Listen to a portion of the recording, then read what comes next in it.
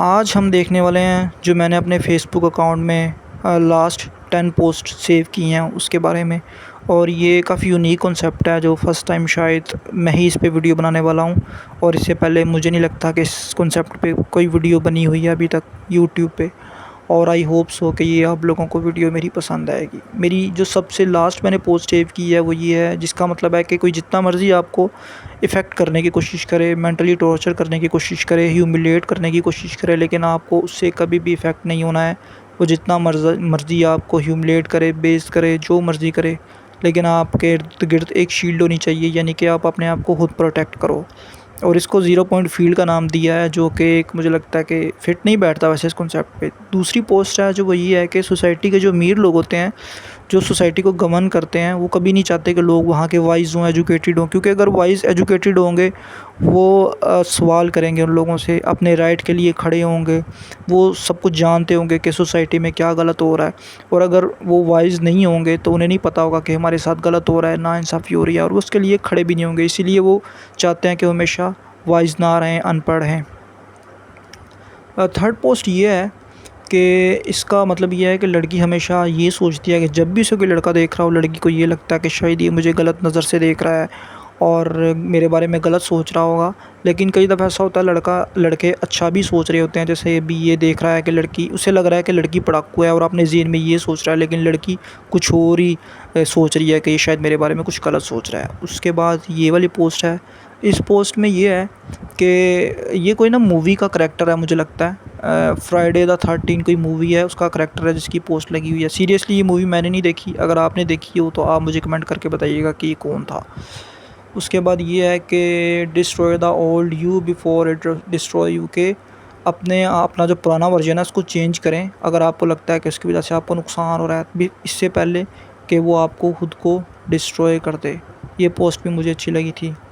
उसके अलावा ये जो पोस्ट है ना, इसका मतलब ये है कि मर्द जो है उसे कभी दर्द नहीं होता है, यानी मर्द को डिप्रेशन नहीं होता, स्ट्रेस नहीं होती। इनफैक्ट होता है, ऐसा नहीं है कि नहीं होता, बट इस पोस्ट में ये शो कराया गया कि मर्द को सख्त होना चाहिए, यानी कि मर्द को इन चीज़ों से इतना इफ़ेक्ट नहीं अपने आप को होने देना चाहिए।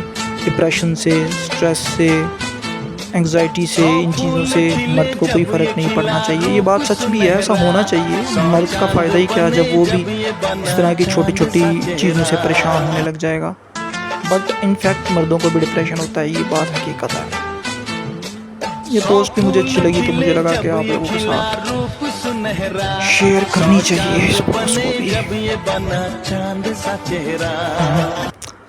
भी। उसके बाद जो पोस्ट है वो ये है कि जो एक बहादुर आदमी है वो सच बोलता है बिना इस चीज़ की परवाह किए कि उसके जो फ़ैसले हैं या उसकी जो बात है उसको मतलब अप्रूव किया जाएगा कि नहीं, या उसकी बात मानी जाएगी कि नहीं।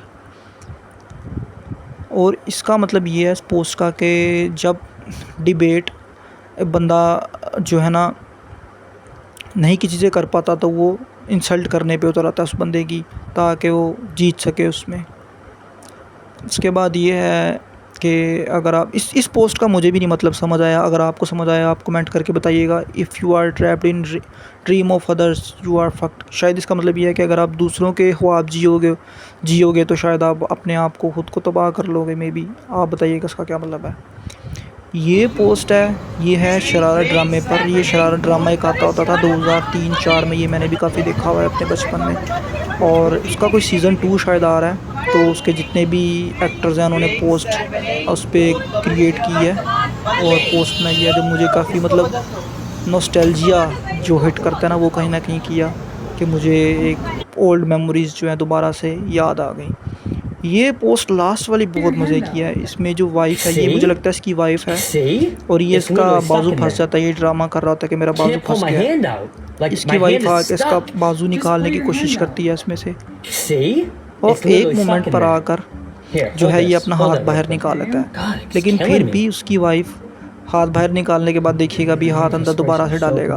इसका रिएक्शन इसकी वाइफ़ का देखे से पता चल गया है, वो अजीब सा से लग रहा है कि ये क्या ड्रामा कर रहा है, लेकिन ये स्टिल उसका हाथ निकालने की बाहर कोशिश करेगी। ये देखिए, ये लॉयल्टी कहीं ना कहीं शो करती है। आपको वीडियो कैसी लगी हो कमेंट करके ज़रूर बताइएगा मुझे इस बारे में।